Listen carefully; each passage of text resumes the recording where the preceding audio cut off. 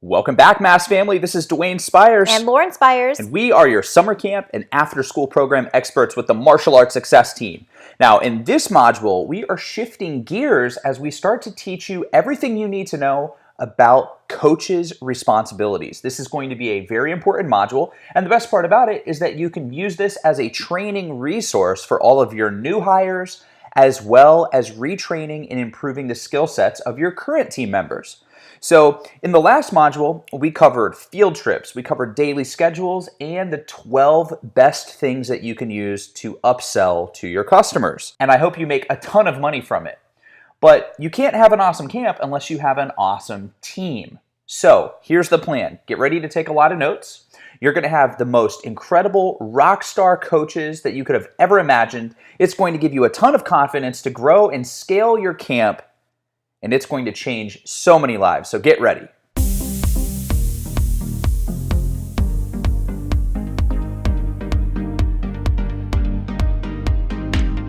All right, let's get started by turning off those cell phones. Make sure that you get into a nice, quiet place where you can focus. And shut down any browser windows that might have distractions. And of course, you want to take lots of notes because this is going to be a training resource that you will absolutely want to share with your team. And the best part about this module is that when you have an awesome team, you can have an incredible summer camp like what you see here in the pictures. You can make a lot of income, and most importantly, you can change those lives and inspire the kids and the families in your community. Absolutely. So let's go ahead and dive right in. What are you going to learn in this module? Well, get ready. Part number one, we are going to talk about what it takes to establish the culture of being the best. It's a great section, and it's very important to understand the mindset behind it.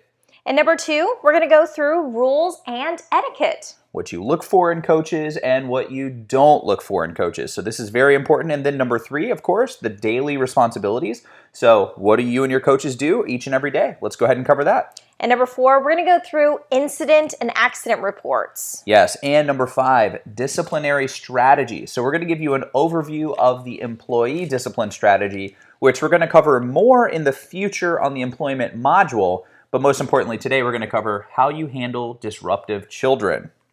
And number six, the daily cleaning checklist. You always want your school, your facility, everything to be showroom ready. All right, so here in part number one, we are going to talk about becoming the best. So I want you to look at this picture. All of the new hires are in their street clothes. All of our current team would be in their summer camp uniforms. So you always want people to look the part. And our goal is to give you the opportunity to have an incredible camp that is ran by professionals. So first off, how do we become the best? Well, it's simple. We always arrive on time. All right, and it's also important for us to have great attendance. Please remember that our students are counting on us to be there so that they can have an incredible summer camp. There might be days where you wake up and you don't feel 100%, but we still need you to be at that camp because those kids are depending on you. And we're always enthusiastic and we have super high energy. You don't want coaches that come in that are like, bleh. And you can't be that way either. So again, just like Dwayne said, even if you have those days where you wake up and you might have a little bit of a sore throat, it's time to suck it up because those kids are counting on you to have the energy and enthusiasm that they need to have an awesome summer camp. All right, and then of course, we are honest and we are caring. We truly care about the success of the students in our program, and we always try our best. So we look for ways to improve, we look for ways to have a high level of performance, and we love to contribute to the success of the team. Okay, now part number two, employee rules and etiquette. This is very important. So always remember that uniforms are required at all times for all shifts. And this includes your name tag or ID badge, as well as your radio, so that we can have very clear communication throughout the day for our coaches and our director. Now next is going to be high fives, fist bumps, and shoulder taps are the only forms of touch that are acceptable for the students as well as other employees. So I know that kids, they will love you, like they truly will come up to you and go, I love you, Coach Bob.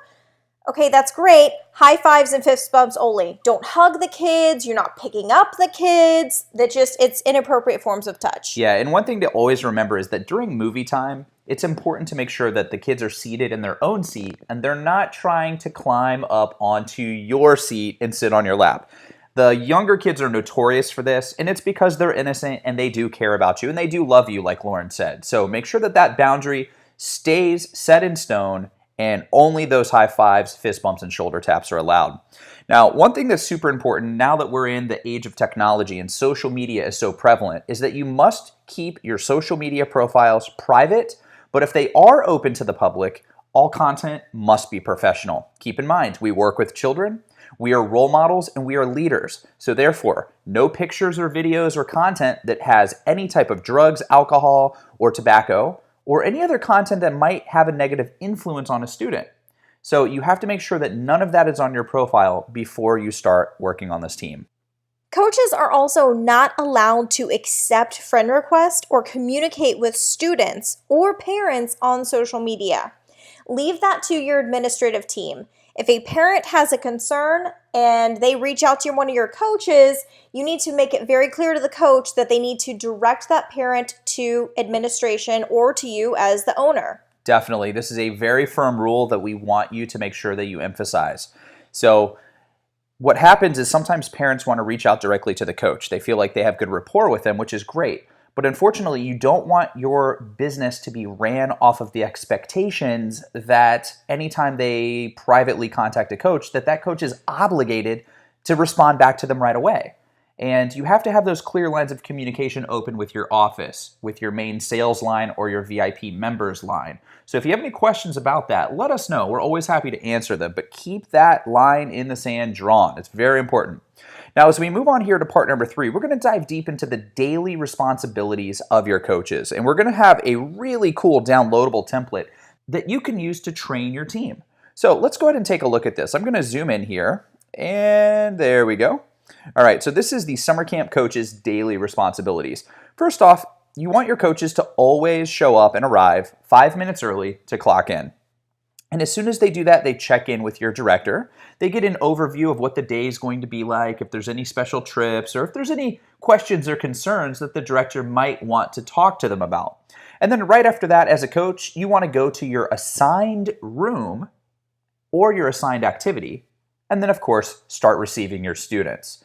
Now, if you are on the second shift, so let's say that you come in after 1 or 2 o'clock p.m., and there's already a coach there, and you're relieving that coach. What you want to do is make sure that you take attendance and do a head count if you are in the second shift, because you always want to make sure that you are responsible for the kids that are in your care. Now, after that, this is where the fun gets started. All right, so you want to give the students the daily welcome announcements. So this is great for building up that culture of we are the best. That's your time when you start presenting those chants. We are the best. Hard work pays off. We never give up. As well as going through all of the rules and have it being very interactive with the kids. Do you do this every day? Absolutely, you do it every day because kids need those reminders. Now, one question that we get is if the AM coaches do welcome announcements, do the second shift or the PM coaches have to do it as well? And the answer simply is yes. Little kids, they forget what you say. So this is a great way to reinforce that culture again each and every day. Plus, it creates consistency. So if one coach says it and then the next coach says it, they know that it is confirmed that that is how things are run. Definitely. Now, another responsibility that a summer camp coach is going to have is that they assist students in getting ready for activities. So let's say, for example, you have a coach who doesn't teach martial arts, cheerleading, or dance. But what they do have to have is the ability to get the students ready for one of those classes. So it's important for your coaches to have a copy of the daily schedule as well as any upcoming field trips so that not only can they promote that to the children and get them excited about what's coming up next, but they can also assist in getting the students ready to rotate for the other activities. And of course, this leads us into the next one. They're going to be responsible for rotating and escorting the children to those activities. And then if you do have a coach who has a skill set of martial arts, cheerleading, dance, tumbling, yoga, or anything like that, they need to facilitate and teach those sports classes or those games as needed. So it's a lot of fun and the coaches really enjoy it. As we start to approach the end of the day, the priorities start to change. It's time for those coaches to start completing the daily cleaning checklist. And what's great about that is it's going to keep your facility showroom ready. But what your director can do to make sure that everybody stays on track is literally they can go, hey guys, it's time to start completing that daily checklist so that they can get on track for that. Now, once they've completed their daily cleaning checklist, they will go ahead and turn it into their director for that inspection. Now, if there's anything that they need to do during that inspection that maybe got missed, the director will let them know and they can complete it at that time. But as long as everything goes well, they can start going into their weekly as well as their monthly cleaning checklist. And those are going to be a little bit more detail-oriented type tasks. Absolutely. So now as we move forward, the other responsibilities that summer camp coaches have would be to immediately report to the director any incidents, bad behavior, or injuries. So this is very important to keep those lines of communication wide open, and you utilize your radios for that type of communication. And then lastly, before clocking out for the day, coaches always want to check with the director to ensure that everything is complete. There may be something that the director needs their assistance with, and then they can complete that task and then ultimately clock out. So from a day-to-day basis, your coaches are going to have a lot of fun. They're going to be super enthusiastic and super happy about working in the summer camp because it's a great experience. They're going to facilitate activities, they're going to do brain gain, arts and crafts, have some fun indoor and outdoor games. It's a really fun job. So make sure that you always hire those people that are enthusiastic and ready to rock. All right, so let's go into the details of accident reports. First off, like we said before, a coach is to contact the director immediately over the radio. The director will then assess the situation and care for the student as needed. And what's important to note about that is that while the director is tending to the child that needs help, the coach is still responsible for his or her entire class of students. So that's why it's always important to have a director that is not tied into his or her own class. It's very important. Now, at that point, the director is going to contact the parents, fill out an accident report form, which we're going to show you in a moment, and you'll have the opportunity to use it as a downloadable template. And if needed, you would have to rely on your training that you received from your CPR and first aid class. Now, let's talk about a couple do's and don'ts. First off, do contact the parent immediately. Don't diagnose the injury. You don't want to scare the parent. You don't want to say that the child, injured themselves to the point where they need to go to the ER right away and then it gets the parent into a panicked state. But instead, if there is a significant injury that doesn't require ambulatory care and you don't have to dial 911, you want to stay cool, calm, and collected. And this is going to be talked about more into the director's module that's coming up in the next module. So always stay cool, always stay calm, and always stay collected. And you want to be able to manage the environment. So if there is a child that's hurt, you want to escort all of the rest of the classmates to another area of the mat, or if you're outside, bring them into an area so that the director and the child can stay focused. Now, worst case scenario, which is ultimately very, very rare, it has never happened in our business, is you may have to call 911. So this could be because of an injury or an allergic reaction or an illness. So always remember, put the child's safety first, but you are not a doctor. Don't overstep your bounds with treatments. You're there to assess the situation and find help. It's as simple as that. Let's go ahead and zoom into the accident report form. So it's a very simple form that the director is going to fill out. And if you have any questions, you always want to check in with us, but it's a very simple form. You basically put the child's name, description of the injury, and describe how the accident occurred. But one thing that I want to make very clear is that you never want to admit any type of fault. So for example, if a child tripped and fell, it's better to say that the child tripped and fell versus saying that the floor may have been wet, which caused the child to trip and fall. So please be very careful when you're training your coaches that they simply write down the facts of what happened and not place blame and don't create additional stories around those facts. Okay, and then once you have that done, you want to make sure that you list out any witnesses and then, of course, have the parent sign this form during pickup time. Okay, let's talk about the disciplinary strategy. So, the first part of this is going to be about the employment disciplinary strategy, and we will talk about this further in depth in the employment module. But to give you a quick overview, we have integrity and we have honesty, and we do what we say we're going to do. So, as a coach, there should be no reasons for write ups or anything like that. But if a coach decides that they're not going to show up on time, or if they choose to miss a scheduled shift, they have to be written up. And we're very clear about 3 strikes and you're out, not only for coaches, but as well as for children. So when we shift gears and talk about the disciplinary strategy for children, it's important to know the following things. Number 1 is it's easy to simply give them a verbal warning. Little Johnny, please keep your hands to yourself. Or little Johnny or little Sarah, please stand in line quietly. Very simple. But if they continue to break the rules, that's when you have a close-up conversation with the child.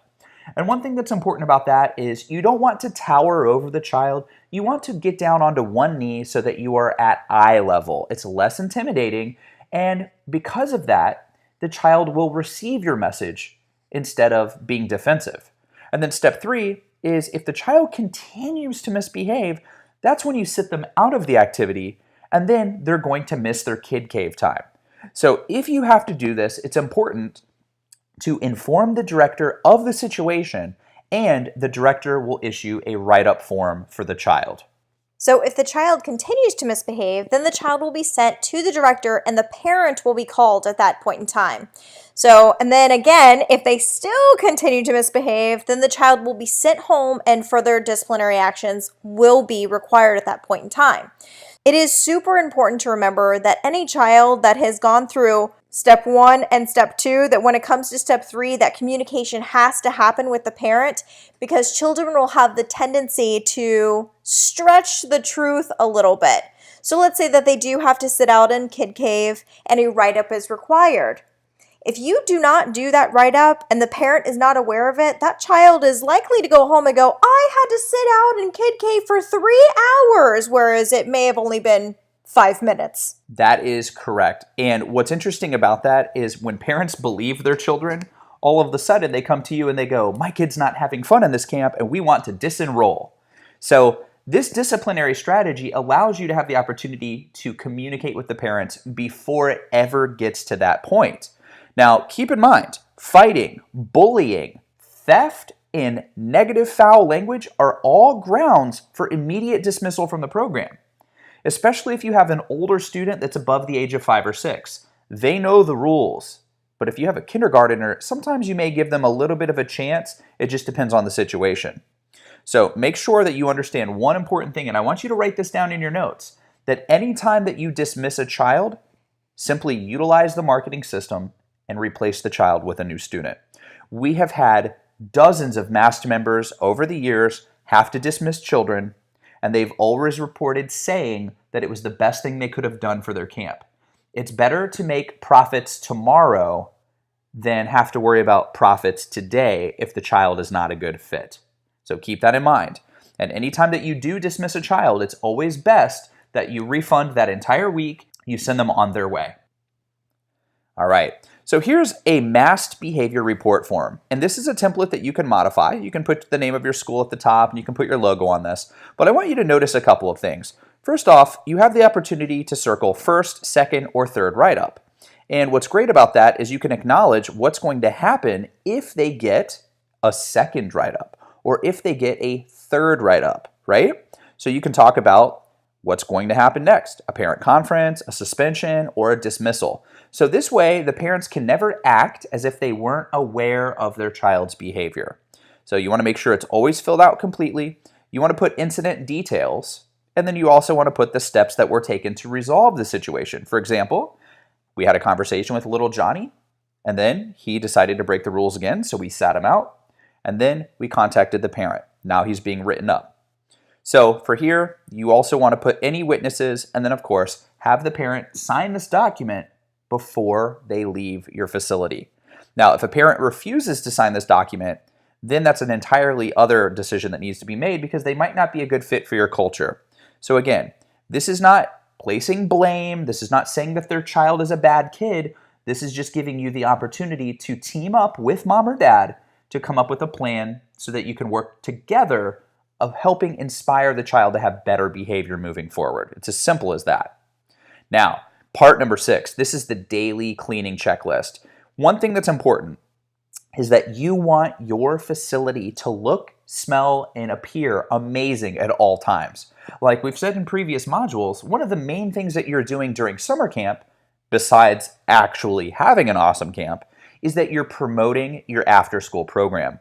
So this means that it's very common that around 6 p.m. on a daily basis, you're going to be giving tours of your campus so that way you can enroll brand new after-schoolers for the upcoming school year. And in doing so, you want them to have a really good first impression. So we always recommend that you schedule your tours at 6 p.m. This will give your staff enough time to complete the daily cleaning checklist template that we're about to show you. Okay, so here we are. We're taking a look at the MAST Summer Camp Daily Cleaning Checklist. And the first thing that I want you to notice is that there is an AM column and a PM column. For your AM staff members, they're going to complete the boxes that are open. They don't need to disinfect the toys, mop the floors, clean the mirrors or windows, or do any of the other things that are blacked out. That's going to be exclusively for the PM shift. Now, what they're going to do is, throughout the day, go ahead and check off each of these items, and then before your shift change, they're going to sign it and they're going to turn it into the director. The same thing happens with your PM staff. They're going to check off each one of these boxes before the day is over for their particular classroom. Now, what we've discovered is that each coach should be in charge of a specific room or area of your martial arts school. This will help them improve the time it takes to actually complete this list, because then it'll become a habit and they can breeze through it very quickly. Plus, it gives them ownership of that space, and they will take it very seriously, and they will always want to make sure that their space is the best. Definitely. And one of the things to keep in mind is that this cleaning checklist typically takes 30 minutes or less to complete. So you're going to see that between the hours of 5 o'clock and 6 o'clock during pickup time, some of your coaches can be cleaning the entire facility while you have 1 or 2 coaches with the children during movie time at the end of the day. It's very simple. And what you want to do is take a look at this template and see if there's anything that you need to add or take away before you actually print it and start using it. And the point that I want to bring up lastly is we have found that when you actually print these documents and you have your coaches sign them every single day, so imagine they get a brand new fresh document every day and then they turn it in, it holds them accountable for their results. This allows your camp to be clean, fresh, and tour ready at all times, and then you're going to see your after-school program enrollments go through the roof as well. All right, so this was your complete overview for your coach's responsibilities. And what's great about this is that this training module will prepare them to be a rock star coach in your summer camp. And many of our summer camp employees, they roll over and they become after-school program coaches as well, and then we have them on the team for years to come. So if you have any questions, feel free to reach out. Lauren and I are always happy to help, as well as all of our other MAST members. Now, we've got something that'll get you really excited. In the next module, you're going to learn about the director system. This is going to prepare your director to manage and oversee the success of your summer camp and take it to the next level. So until then, be an action taker, keep up the good work, and we look forward to seeing you on module number 17.